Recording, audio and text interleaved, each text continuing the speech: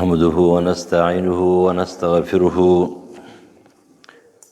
ونعوذ بالله من شرور أنفسنا ومن سيئات أعمالنا. أما بعد فأعوذ بالله من الشيطان الرجيم. بسم الله الرحمن الرحيم.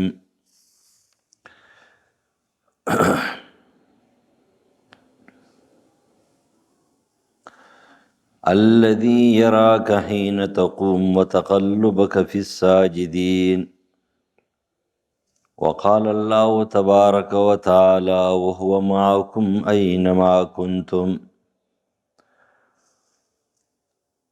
وعن أنس رضي الله تعالى عنه قال إنكم لتعملون أعمالا هي أدق في أعينكم من الشعر كنا نعدها على عهد رسول الله صلى الله عليه وسلم من الموبقات.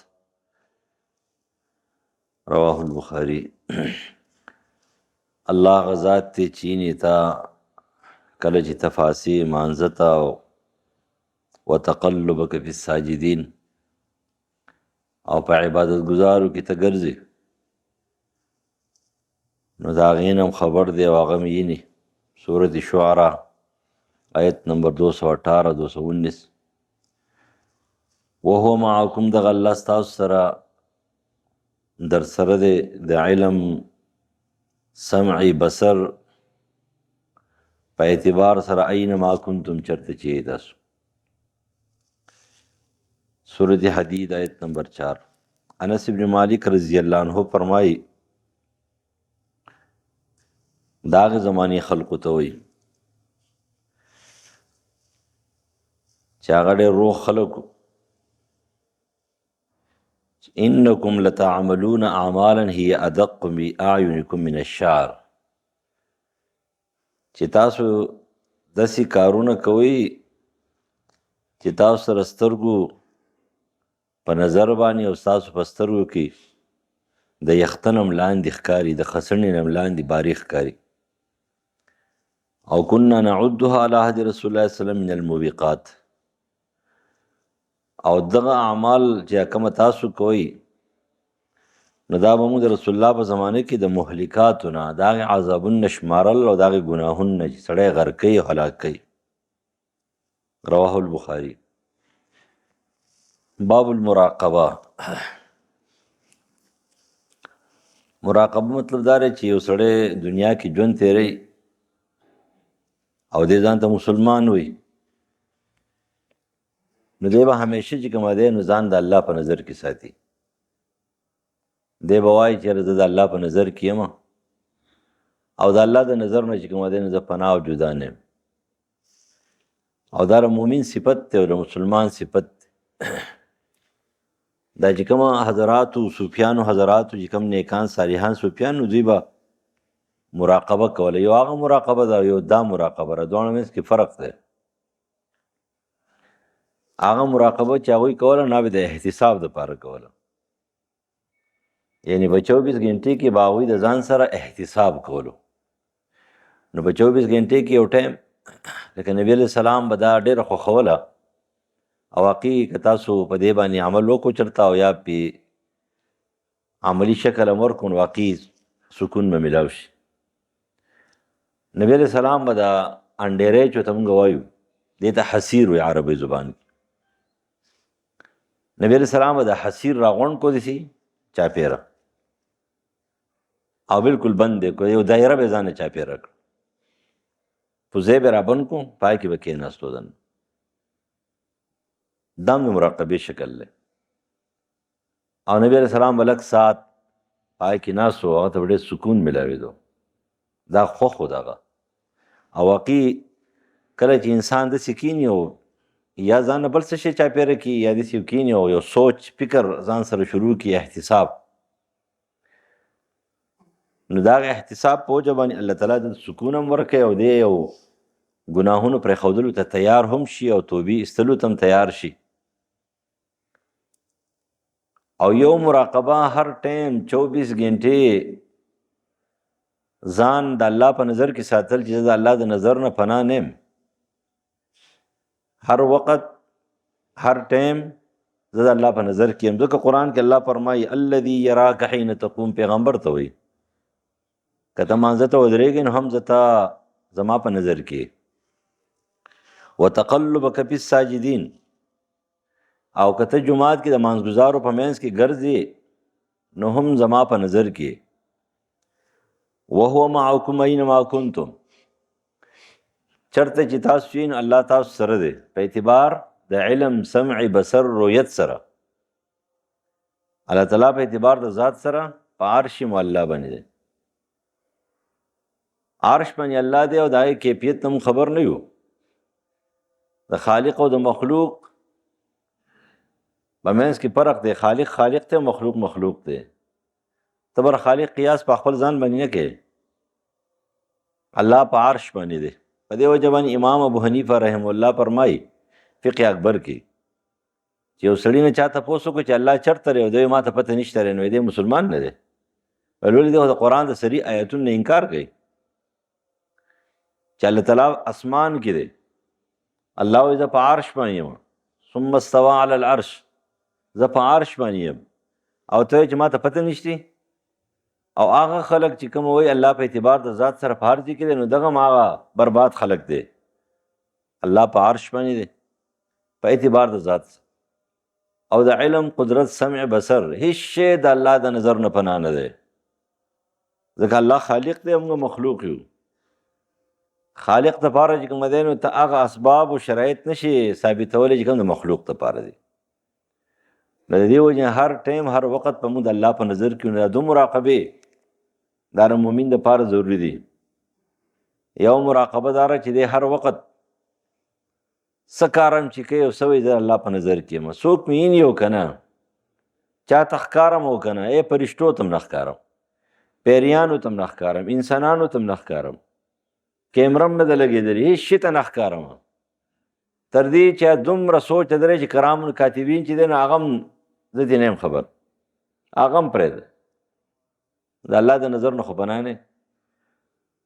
د الله په نظر کې هم هر ټایم هر وخت دې ته مراقبه عامه وي او دې بلې ته مراقبه خاصه وي. مراقبه خاصه هم ډېر ضروري ده احتساب دپاره چې حضراتو به کوله څومره صوفیان، حضراتو نیکان صالحان بزرگان. دا نن سبا صوفیان یا پیران وغیرہ دغسې نوم بدنام کو د هغه نیکانو صالحانو. هغه ډېر نیکان صالحانو او خو ډېر زیات اوچت خلک. بعضې خلک دې ته وګوري چې ټول صوفیان چې کوم دی نو نیکان صالحان یې سبسین لا وکړي دغه به نه کوي. ځکه چې هغه خو ځان له خلک دا ځان له خلک دی. په دې وجه باندې انس ابن مالک رضی الله عنه هغه د مراقبې قایل دی که نه، نو وایي چېرې د الله نه یره دومره زیاته وه چې مونږ به دا کومه ګناهونه او کم کارونه چې تاسو کوئ دې ته وړه وړه د خسنې او د یخته برابر نظر کوئ. دې ته موږ د رسول الله په زمانه کې موبقات ویل، یعنې هغه ګناهونه چې سړی بربادوي، سړی هلاک کوي. دا ولې؟ ځکه چې د هغوی د الله په نظر کې ځان ساتلو، هر ټایم هر وخت پې د الله په نظر کې ځان ساتلو، سوچ پې کولو، فکر پې کولو، په دې کې به ناست. او دا داسې نه چې بعضې خلکو ذهن کې دا دی چې سړی د الله په نظر کې او ځان په دغې سوچ کې اچوي نو د بس بل کسب او کار نه. نو نه، دا خبره غلطه ده. نبی علیه السلام په هر څه پوهېدلو. تاسو ته پته ده مجاهدو، سپه سالارو، توره چلولی شوه، نیزه چلولی شوه، ډالې چلولی شو. دومره اوچت شهسوارو چې د ابو طلحه رضی الله تعالی عنه یو اسو او هغه اس نوم هبلو، لټ و لټ. او بیا به چې کله منډه والم ټوپونه به واله، سړی به غورځولو.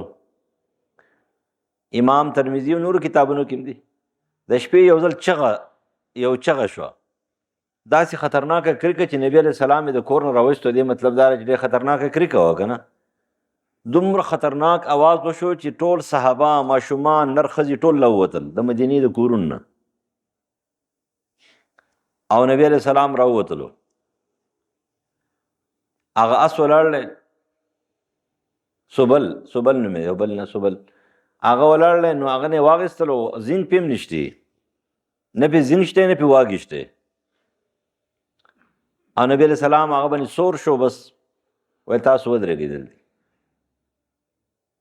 او دا کم جانب نه چې اواز راغلی و هغې جانب ته 100 کیلومیټره لاړ، بلکل یوازې. او واپس چې راغی نو ورته وایي ځئ څه نشته دی، کیدای شي څه شیطان و یا څه واپس غلولی و او یا به تښتېدلی و. او بیا هغه ته وایي ته زما د اس لټ دی، دا خو سم دریاب دی، دا خو بحر دی بحر. او یا رسول الله اوسه پورې لټو خو چې تاسو بې سواره شوئ که نه نو اوس په بحر چې واقع د هغې نه پس دریاب و، بیا چېرته اس مقابله نه ګټله، برکتي و که نه. اوس چا له لاړ شو؟ څوک شته هم نه چې په دې سر را لاس کېږي لږ برکتي شو. نه په عوامو کې شته، نه په خواصو کې شته، نه په پیرانو کې شته، نه په ملیانو کې شته، اوس چېرته لاړ شو؟ هغه وخت کې خدا نیکان صالحانو چا په لاس سر به یې لاس کېښودلو، دعا به یې ورته وکړه، برکت و. اوس خو مطلب دا حالات خراب دي. چې کوم ځان مصنوعي جوړ کړی دی چې هغه د نورو نه زیات بدتر دي. الله دې رحم وکړي. نبی علیہ السلام شهسوار و، هر څه نیزه باز، توره باز، په تجارت ډېر ښه پوهېدلو، په معاملاتو ډېر ښه پوهېدلو، ډېر ښه حکومت یې کړی دی، خلیفه هم دی، حکومت یې هم کړی دی. ولیکن د الله د نظر نه ځان پناه نه ساتلو، مراقبې هم کولې. اوس زموږ عجیبه غوندې کار دی. اول زه کله کله وایم مونږ اول لا قبر نه دی دا ته نه یادېږي چې قبر راته یاد چې لیوني شو. یعنی اول قبر نه یادېږي، بیا د قبر سوچ چې شروع کړو، کار کسب پرېږدي، هلکانې سبق پرېږدي، جینکۍ دي سبق پرېږدي، سودایان ته جوړ شي او لیوني ته جوړ شي او پاگلان ته جوړ شي. دا څنګه عجیبه غوندې تصور دی. حال دا دی چې دلته به فکر آخرت هم کې او غم د قبر به هم کې او غم د حساب کتاب به هم کې او د الله په نظر کې به ځان هم ساتي خو دنیا به هم کې، مونځ به هم کې او روژه به هم نیسي او زکات به هم ورکې او حج به هم کې او عمرې به هم کې او تجارات به هم کې او نوکري به هم کې. داسې نه چې دنیا ته ته دا وایي چې سوچ ته شروع کړو د قبر خوا ته کښېنه او بس وړاندې قبر او قبر چې مړ کېږه او مړ کېږه به خامخا، څوک به نه مړ کېږي. دا دنیا نه دا انسانان خو د دې ډک زړه د ارمانونو سره ځي. دنیا کې د چا ارمان خو پوره کېږي نه، دنیا د ارمانونو ځای.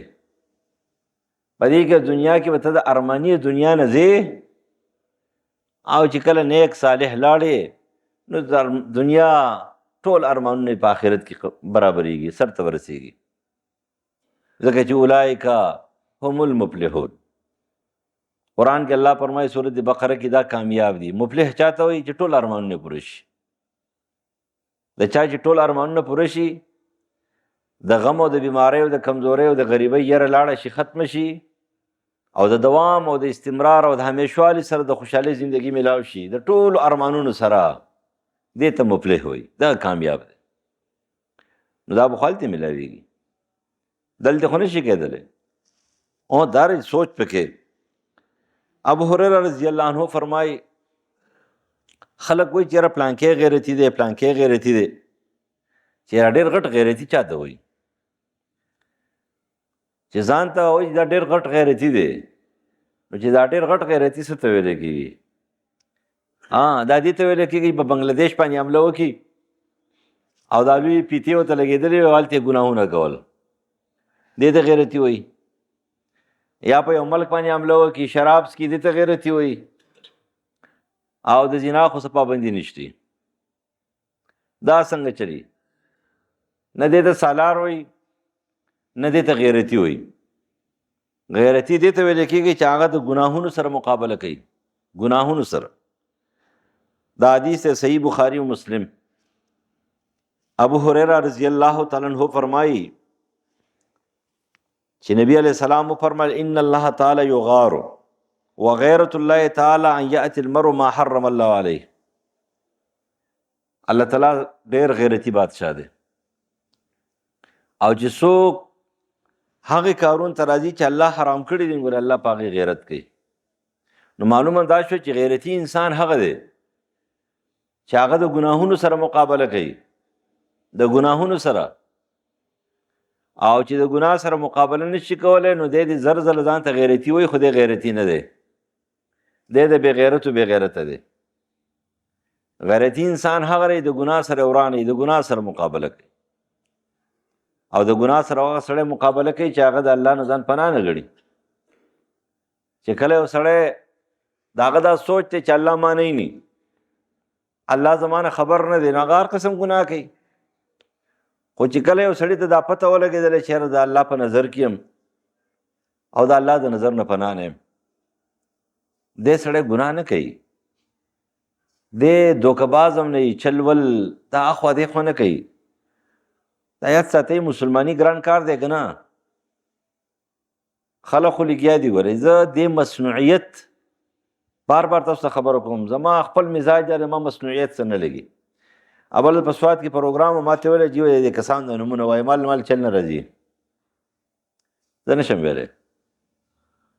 زه تقریر کوم او سیده نحمده و نصلي علی رسول الکریم سیده ساده مسلمانۍ سره شروع کوم، نه غاړې راکاږم، دا نه چې غاړه نشم راښکودی، نه ټوخي کوم، او نه دومره اوږدې خطبې د هغې نه پیغمبر منع کړي ده او ته دومره اوږدې اوږدې خطبې کوې. د دې مقفع الفاظو نه منع کړي. تاسو ته پته ده دا خلک په دې خطبو کې چې دا ډېر زیات سلبي مونږ ته وایي نفي صفتونه دې نه منع شوي ده. زمونږ په کتابونو کې عقیده طحاویه لیکلي دا به نه وی، ثبوتي صفات په ډېر بیانوي، او دوی لګیا سلبي صفات ډېر بیانوي، او داسې په خوږ اواز باندې لګیایي. ما نشم ویلی نومونه، چې استاد مې ناست وی د هغه نوم به مې ویلی، چې استاد مې وی مال استادان مې نشتي، نو هغه نوم به مې خامخا ویلی، شیخ صاحب ناست دی، استاد محترم ناست دی، اما ما چې استاد مې د هغه نوم ویم، چې استاد نه یې که نه چې مړ مې کې هم نشم ویلی، نه راځي په دې خوله. یاد ساتل پکار دي، مونږ ګناهګار یو، خو خپله ډانچه داسې جوړول نه دي پکار چې خلقو له دوکه ورکړو. داسې ډانچه جوړول چې خلق ته په هغې باندې دوکه کې، دا د منافق صفت دی، د عبدالله ابن ابی صفت دی، دا به نه کې چې هغه راحتي غاښونه دي جهاتي کې دانت دکانے کې اور کانے کې اور، نه داسې به نه کې. د دې وجې نه هغه سلف هم هر ټایم هم وقت هغوی به د الله په نظر کې ځان ساتو. سیده ساده مسلمانانو، نبی علیہ السلام د سیده ساده مسلمانۍ دپاره ترمذي حدیث دی د عبدالله ابن عباس رضی الله عنه نه، پای کې فرمایي چې نبی علیہ السلام یو ځل صحابو ته فرمایي چې ای صحابه کل ما شئت، چې حلال خوراک درته کومه ملاویږي خورئ، پاکي پابندي نشته دی. او زموږ داسې عجیبه غوندې کار دی چې بزرګي دې ته وایي چې ته ښه خوراک وي دا مه کوه. لکه ولې؟ تاسو ته پته ده وچه ډوډۍ حرامه، وچه ډوډۍ حرامه او ښایسته مزداره ګرمه غوښې او چرګان او غوښې هر څه شی چې دا حلال هغه بهتر دی خوره، دا حرام ده، وچه ډوډۍ ناروا ده. کله کله به یو سړی غریب وي هغه به وچه یوه نوڼۍ چې کومه دی حرامه کوي هغه به ځان ته حلال خور وي، دی حرام خور دی. او بل سړی به یا به ډېر ښه خوراک کوي حلال وي هغه حلال خور دی. نو چې ښه خوراک کوي نو زموږ په سوچ کې دا دی چې دا حرام خور دی، او چې ښه خوراک نه کوي دی ته موږ حلال خور وایو. دا غلط تصور. حرام او حلال کې د ښه او د بد خوراک ذکر نشتی. ښه خوراک حلال هم دی او حرام هم دی، بد خوراک حلال هم دی حرام دی. رسول الله ته فرمایي ای صحابه کل ما شئت، تاسو ته چې حلال رزق څه ملاویږي خورئ. او بیا ورته وایي والبس ما شئت. دا ما شئت ټکی نه دا دومره عام دی، د دې په دې ما ټکي کې او بیا وروسته پسې شئت دا دومره عام دی چې څه حد یې نشته دی. والبس ما شئت، او چې څومره ښه تا ته څه ملاویږي جامې هغه اغونده، خو د حرامو د حلالو تمیز کوه. مونږ د حرامو د حلالو تمیز نه کوو. یو سړي زړې جامې اغوستلې دي خو حرامې دي، او یو سړي چې کومه دی نو قیمتي جامې اغوستلې هغه حلالې دي. د دې قیمتي جامو والا ته بهتر دی دا سم سړی دی او دا بل حرام خور دی، حرام خور. لکه تاسو چې وایي چې هلکه یو سړی د 2 روپو غل دی نو هغه به غلي، هغه به نه غل، او چې سړی د 1 لک روپو غل دی نو هغه به غلي نه. غل غلي، تاسو ته پته غل غلي او معیار به پکې څه غټ او څه واړه، لیکن غل غل دی. د اتانیز غلم غل دی، د روپۍ غلم غل دی، د کروړم دی، د لکم دی او د ربم دی او اربم څه به سیزې به بره به سیزه، خو لیکن غل غل دی. که یو سړی وایي یاره جي ما خو دومره څه زیات نه دا کړي، دومره معمولي غوندې یو شی مې والی دی، ولې دې والی دی؟ غلي. اگر که سکول کلرک دی نه، د سکول کلرک چې کوم دی نو هغه د ماشومانو په پیسونو کې 10 روپۍ وهي، او چې کله شاید اوس خو نشته که نه، مخکې به موږ کارډونه جوړه پای کې به بابو سي پیسې والي که نه، 10 روپۍ به والي، او بیا به چې کالج ته لاړې هلته به سکالرشپ راغی پای کې به 100 150 40 50 روپۍ والي. هلکه د نوکري سره پاره کې د غوایي زویه ته ناستې د دې لپاره تاله تنخوا په دې باندې درکوي. اوس هغه دې ته غلا نه ویله، ډاکټر مخې ته مردار ولاړي هغه له 50 روپۍ ورکړي، سړی مخکې کې دې ته غل نه وایي، دې ته رشوت خور نه وایي، دا هم رشوت خور دی. ډاکټر صاحب چې 2 نمبر 3 نمبر 4 نمبر دوايان لیکي، اوس خو الله تاسو چې کوم خلوت خاني کولاو کړی دي، په تیمرګره کې خلوت خاني دي او په هغه بل ځای کې خلوت خاني دي، او ټول خانه د افسران او انجینران او ډاکټران ولزي او لقیږي ورته د جمعې شپه دی که د جمعرات په شپه باندې ناست یو یاره داسې ماحولي څه شي ماحولي. ته دې ډاکوانو ته تقریر وکوه، ډاکوانو د حرامو د حلالو تمیز یو سړی دی خواله راغی ته ګوره آل دې ته د سترګې پټې کا او سترګې کولاو کا او قبر لاندې او قبر باندې او جبونه او دماغ او سوچ او فکر د حرامو نه ډک دی. دا څه شی شروع شو؟ دا دین دی ته وایي؟ بزرګي هم دغه ده، حرامو د حلالو نه ځان ساته، هېڅ زګي ته مزه، خپل فرض مونځ کوه، فرایض سرته رسوه، تلاوت کوه، ذکر کوه، ځان له څومره دي موقع لږ کولی شي که ډېر، خپل کاروبار صحیح کا، خپل ډاکټري صحیح کا، خپل استادي صحیح کا، خپل ملاتوب صحیح کا، خپل پیري صحیح کا، خپل امیري صحیح کا، ټیک ټاک پې نو دی ورته یو ځل وایي که نه چې وروره دا غلط کار مه کوئ، دا کمیشن یې مه اخلئ، دا 2-3 نمبر چې کوم دی نو په دې کې لږ فرق کوئ، خلک هم تباه و برباد کړه. دا رای هندوستان ته وګوره، اوس بیا ډاکټران خفه شي، مه خفه کېږئ. هندوستان کې چې کوم دی په پارلیمنټ کې چې کوم دی ممبر پاسېدلی دی، وایي چې ډاکټران د 2 دوایانو نه زیاتې لیکي، په دې باندې اکشن اخیستل پکار دي. خلقو له مسله جوړه کړله، دی څنګه ډاکټر دی د بیمارۍ پته نشته دی، په اټکل باندې 14 دوایان لیکي، ټیک خبره یې کړله. وایي چې 2 دوایانو نه زیاتې لیکي، په دې اکشن اخیستل پکار دي. اوس پورې یو دوايي لیکله، بیا 2 شوې، اوس څنګه د 2 نه زیاتې لیکي؟ او راشه خانه دلتي بالپین به ورسره کشه کشه کشه کشه کشه ته سختونه لیکي. ها دا سختونه کله تیز تیز لیکم ځکه چې ثقالت یې راباندې که نه، نو په غازمه په ټکو څوک پوهېږي هم نه چې څه ولیکله. زه بسم الله الرحمن الرحیم یا بسم الله زر زر لیکم، ولې چې ګران شي. نو ته خو پیس دې اخیستی دی غټو، نو موږ له حکومت کې چا پیس مخې ته کېښود نو بیا ورته سختونه ښایسته ښایسته لیکو، خو چې اوس نه لیږدي بیا ورله زر زر لیکو. نو هغوی دا خبره کړې. اوس تاسو ته پته ده، سوچ پکې چې هلکه ته د سړي دپاره دا لیکې، ته پکې شته که نه فایده؟ د الله په نظر کې ځان ساته. که فرض که ما تاسو هر نوکر پیشه انجینیر ډاکټر نو سم چې اختیارات دي ورسره د الله په نظر کې ځان ساتلو که نه، چېرته به غلط کار نه کولی. خو مونږ نه دی ساتلی. مشران چې یو سلف هغه به څه ویله؟ الله نه یېرېږم. مونږ څه وایو؟ نه، الله نه یېرېږم. ابو یعلا شداد ابن اوس رضی الله عنه فرمایي چې نبی علیہ السلام وفرمایل الکیس من دان نفسه وعمل لما بعد الموت. الکیس خيار من دان نفسه هغه څوک دی؟ دا هغه سړی دی چې هغه خپل نفس سره حساب وکړي، تابع کړي. من دان نفسه دا خپل نفس سره حساب وکړي، تابع کړي. وعمل لما بعد الموت او د مرګ نه وروسته چې کوم ژوندون دی د هغې دپاره تیاري کوي. نو دا خو هغه سړی کوي چې د الله په نظر کې ځان کنه، او د الله په نظر کې نه دی، مراقبه کې نه دی. دی به څه ده؟ سبا غم وکړي، دی به څه محاسبه وکړي. محاسبې مطلب دا دی مراقبه کوي. دی چې محاسبه نه کوي که نه، ته چې خرڅول اخیستل کې ته محاسبه کولی شي؟ نه شي کولی که نه. یا ته خوراک څښاک کې ته محاسبه نه شي کولی. دا هغه مراقبه خاصه ده چې په 24 غنټو کې ځان د پاره 10-15 منټ ټایم چې کوم دی دا وباسي او په هغې کې چې دی نو څه کې ځان له کښېنې او په ځان باندې احتساب د ځان سره شروع کې سبا له به څه کېږي څه مې کړي دي او څه به کېږي. دا مراقبه ده. عقلمند سړی سره هغه ځان سره حساب کوي. والعاجز و قمقل، عاجز بېقفه په روایت کې احمق هم راغلی. من اتبع نفسه و هوا، په خواهشات ورپسې دی.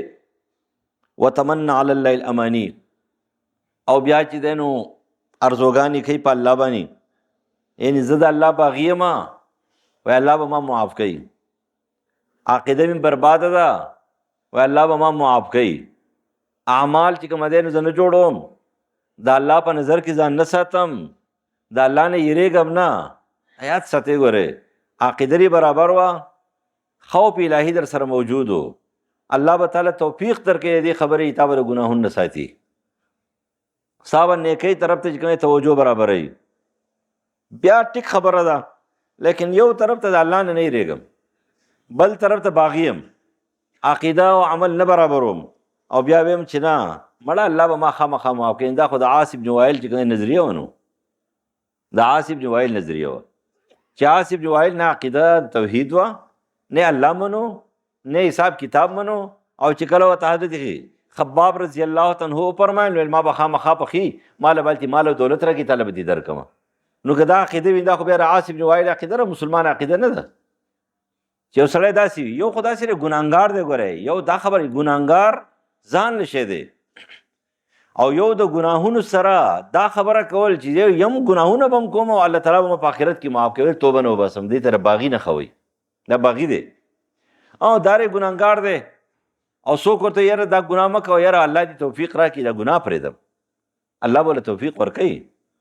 یاره ير را سره ده، خوف را سره دی چې الله تعالی چېرته ما جهنم ته وانه چوي، الله له توفیق ورکړي. خو که ته داسې یم نه بیا صحیح، دا بیا باغي نښه ده. والعاجز من اتبع نفسه هوا وتمنى علی الامانی، لګیا دی په خواهشات ورپسې دی او بیا څه کوي، بیا ارزوګانې دي. ما به الله تعالی د بغاوت سره معاف کوي. نه نه دا نشي کېدلی. الله تعالی دې مونږ له توفیق راکړي چې مونږ ګناهونه پرېږدو، هر ټایم هر وخت د الله په نظر کې ځان ساتو، چې د الله د نظر نه مونږ پناه نه یو. بیا به مونږ سوي، بیا به نیک اعمال کوو، د ګناهونو سره به هم سوي، دا به هم نفرت وي. نن خو تاسو دومره کم راغلی چې هلکه ما چندې اعلان کولو او خلک نه یې راغلي. چېرته تللي خیرات یې کړی چې تاسو چېرته چندې نه خبر شوي دي، نو تاسو به پوره کوئ. نو دا دې شی دی چې په دې کال کې یو ځل مونږ چنده کوو، او د آخري بس هفته کې چې کومه دی نو چنده کوو د مدرسې دپاره، د درګۍ مدرسې دپاره. نو بس نن به چنده کوو، کا پروسکني کال نه به انشاءالله زیاتو. نو د مانځه نه بعد چې کومه دی نو بار به څادر خورو او بس چې څومره وسي د هغې وس مطابق دا چنده به کوو. چنده به کوو چې کورونو کې هم وایي یو نیمه ګنټه 3:07 په لوډ سپیکر باندې اعلان کوو او بارانه دپاره دعا وکړئ. اللهم صل علی محمد وعلى آل محمد كما صليت على ابراهيم وعلى آل ابراهيم انك حميد مجيد. اللهم لك الحمد حمدا كثيرا طيبا مباركا فيه. اللهم اغفر لحينا وميتنا. اللهم انك عفو تحب العفو فاعف عني. پروردگار د خیر او د رحم او د کرم باران وکړي. الہ العالمین د خیر او د رحم او د کرم باران وکړي. پروردگار موږ ګناهګار یو، الہ العالمین زموږ ګناهونه موږ ته معاف کړي. پروردگار د خیر او د رحم او د کرم باران وکړي. هغه مخلوقات چې کومه هغه غیر مکلف دي الہ العالمین د هغوی په وجه باندې په موږ باندې باران وکړي. اللهم اغثنا غیثا مغیثا هنیئا مریئا نافعا غیر ضار عاجلا غیر عاجل. اللهم ربنا آتنا فی الدنیا حسنة